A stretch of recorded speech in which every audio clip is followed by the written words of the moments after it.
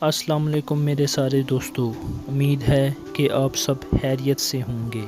آج ہم ایک اور اسلامی واقعہ سنیں گے، تو چلو اپنے واقعے کی طرف چلتے ہیں۔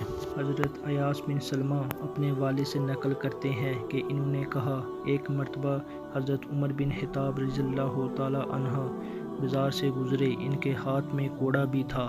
انہوں نے آہستہ سے وہ کوڑا مجھے مارا جو میرے کپڑے کے کنارے کو لگ گیا، اور فرمایا، راستے سے ہٹ جاؤ۔ جب اگلا سال آیا تو آپ کی مجھ سے ملاقات ہوئی۔ مجھ سے کہا، اے سلمہ، کیا تیرا حج کا ارادہ ہے؟ میں نے کہا، جی ہاں۔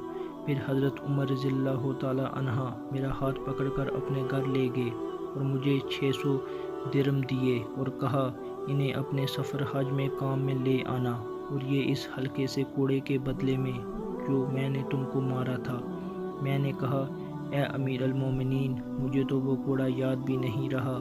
فرمایا، لیکن میں تو اسے نہیں بھولا، یعنی میں نے مار تو دیا مگر پورا سال کھٹکتا رہا۔ یہ ہمارا آج کا واقعہ تھا۔